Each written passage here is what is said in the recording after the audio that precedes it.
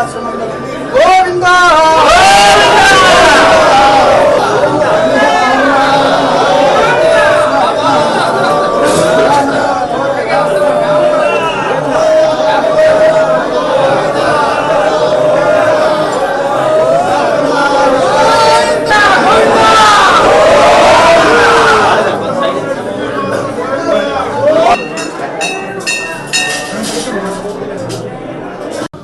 తిరుపతి లడ్డు ఈ విషయం గత 14 నెలలు బట్టి ఈ రాష్ట్రంలో ఎంత చర్చనీయాంశం అవుతుందని చెప్పేసి మన అందరం చూస్తున్నాం. ఎందుకనంటే తిరుపతి లడ్డు అంటే సాక్షాత్తు వెంకటేశ్వర స్వామిని ఎంత పవిత్రంగా చూస్తామో అంతే పవిత్రంగా తిరుపతి లడ్డూను కూడా మనం చూస్తాం. ఎవరైనా ప్రసాదం ఇచ్చినట్లయితే ఆటోమేటిక్గా మన చెప్పులు తీసేసి కళ్ళకు అద్దుకుంటే తప్పించి తిన్నంతటి పవిత్రత ఉన్నది తిరుపతి లడ్డు. ఆ లడ్డూ మీద ఎటువంటి బాధ్యత లేకుండా, ఎందుకంటే బాధ్యత లేదంటున్నానంటే ఇదేదో ఆంధ్రప్రదేశ్ రాష్ట్రానికో వైసీపీ పార్టీకో టీడీపీకో జనసేనకో బీజేపీకి సంబంధించింది కాదు. దాదాపు 100 కోట్ల మంది భారతదేశంలో ఉన్నటువంటి హిందువుల మనోభావాలకు సంబంధించినటువంటి అంశం ఇది. ఆ మనోభావాలను దెబ్బతీస్తూ సాక్షాత్తు ముఖ్యమంత్రిగా ఉన్నటువంటి చంద్రబాబు నాయుడు గారే సెప్టెంబర్ 18, 2024 తిరుపతి లడ్డూలో పంది కొవ్వు యానిమల్ ఫ్యాట్స్ కలిసాయని చెప్పేసి చెప్పడం జరిగింది.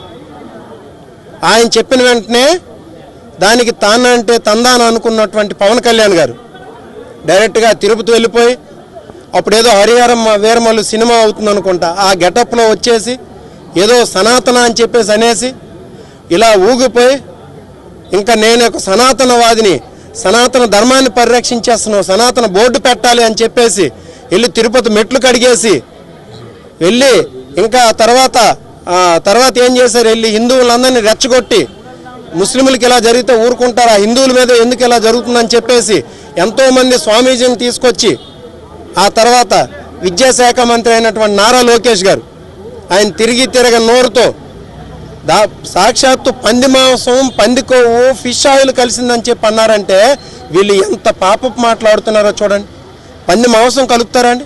పంది కొవ్వు కలుపుతారా?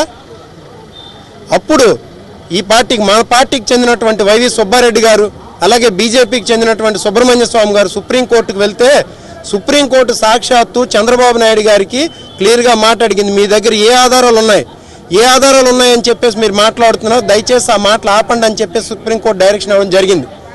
అప్పుడు సుప్రీంకోర్టు ఆదేశాలతో సిబిఐ ద్వారా ఒక కమిటీ వేశారు, ఆ సిట్ కమిటీ వేసి ఆ కమిటీ నివేదిక అనేది మొన్న రావడం జరిగింది.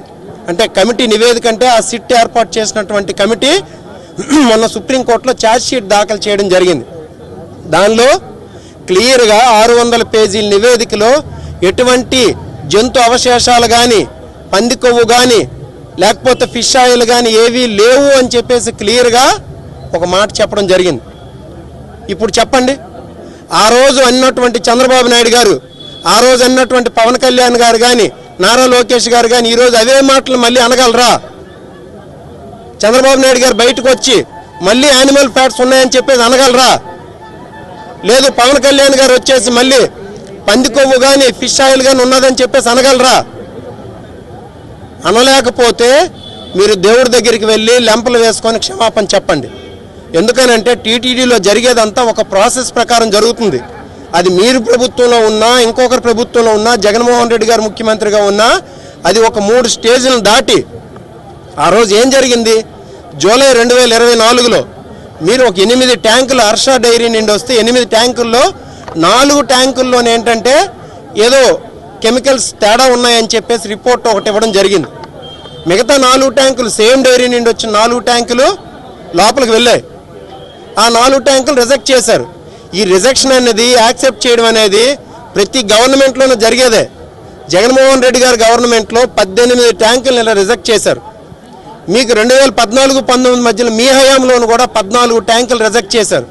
సో ఇది ఒక ప్రాసెస్ ప్రకారం జరిగేది. ఆ జరిగిన దాన్ని దేవుణ్ణి తీసుకొచ్చి సాక్షాత్తు అది దేవదేవుణ్ణి తీసుకొచ్చి నీ రాజకీయాల కోసం ఉపయోగించుకుంటున్నారంటే ఆలోచించండి. ఆ రోజు కూడా అనడానికి కారణం ఏంటంటే 100 రోజులు జరిగినటువంటి సమీక్ష. అది అంటే ప్రభుత్వం వచ్చిన తర్వాత 100 రోజులు జరిగిన సమీక్ష. మీరు అప్పటి వరకు ఎటువంటి పథకాలు కూడా ప్రజలకు ఇవ్వలేదు. ప్రజలకు ప్రామిస్ చేసినటువంటి ఏ పథకాలు కానీ ఏ హామీలు కానీ నెరవేర్చలేదు. దాంతోపాటు విజయవాడ ఆ రోజు బుడమేరు వాగు పొంగిపోయి వరదలతో నిండుండి అక్కడ అట్టర్ ప్లాఫ్ అయిపోయి ఉన్నారు. ప్రజల దృష్టిని మరల్చాలనే ఒక ఆలోచనతో దాదాపు మొత్తం దగ్గర మొత్తం ఏవైతే మీరు హామీలు ఇచ్చారో అవన్నీ ఫెయిల్ అయిపోయి దేవదేవుడి మీదే డైరెక్ట్గా తీసుకొచ్చి రాజకీయాలు చేశారంటే అంతకన్నా నీచం మరొకటి లేదు అని చెప్పేసి తెలియజేసుకుంటూ, ఇంకా సనాతన ధర్మం గురించి మాట్లాడుతున్నారు. సనాతన ధర్మం పవన్ కళ్యాణ్ గారు చంద్రబాబు నాయుడు గారు ఏదంటే ఇది అనేటివే కానీ సనాతన ధర్మం గురించి మీరు మాట్లాడాలా? సినిమా యాక్టర్లు వచ్చే సనాతన ధర్మాన్ని కాపాడేస్తారా? సనాతన ధర్మం మన భారతదేశానికి స్వాతంత్రం రాకముందు 300 సంవత్సరాలు బ్రిటిషర్స్ పరిపాలించారంటే క్రిస్టియన్లు. అప్పుడే సనాతన ధర్మం పోలేదు.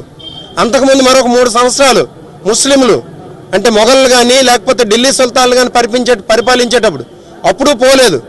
అంటే మన ఈ 70 సంవత్సరాలకు ముందు భారతదేశానికి స్వాతంత్రం రాకముందు 600 సంవత్సరాలు ఈ దేశాన్ని క్రిస్టియన్లు ముస్లింలు పరిపాలించినప్పుడే మన సనాతన ధర్మం ఇలా నిల్చొని ఉంటే నువ్వు ఈరోజు సినిమా యాక్టర్ డ్రామాలు వేసుకొని సనాతన ధర్మాన్ని కాపాడేస్తావా? ఇలాంటి లేనిపోని మాటలు మానేసి ఈరోజు ప్రజలకి వచ్చి డైరెక్ట్గా క్షమాపణ చెప్పండి. లేకపోతే ఆ దేవదేవుడు మీకు ఎంత శిక్ష ఇయ్యాలో ప్రజల ద్వారా మీకు ఆ శిక్ష వేస్తాడు. మీకు దీనిలో ఎటువంటిది కూడా లేదు. అందుకని చెప్పేసి ఈరోజు ఆమదాలవలస నియోజకవర్గంలో గల వెంకటేశ్వర స్వామి గుడి దగ్గరికి వచ్చి ఇప్పుడైనా ఈ పాపం చేసినటువంటి చంద్రబాబు నాయుడు గారికి, పవన్ కళ్యాణ్ గారికి, లోకేష్ గారికి, వాళ్ళకి తందాన పాడినటువంటి పేపర్లకి, కూటమి నేతలకు అందరికీ మంచి బుద్ధి ప్రసాదించాలని చెప్పేసి ఈరోజు ఆందాలవలసలో గల వెంకటేశ్వర స్వామి దేవాలయాన్ని మా క్యాడర్ అందరూ కలిపి ఒక మెసేజ్తో ఇంతమంది క్యాడర్ వచ్చి ఈరోజు ఈ కార్యక్రమాన్ని సక్సెస్ చేసి అందరూ కూడా దేవుణ్ణి కోరుకోవడం జరిగింది, దేవుణ్ణి ప్రార్థించడం జరిగింది. ఇప్పటికైనా బుద్ధి తెచ్చుకోకపోతే సరైన టైంలో దేవుడు మన ప్రజల ద్వారా వాళ్ళకు బుద్ధి చెప్తారని కూడా తెలియజేసుకుంటూ సెలవు. Thank you.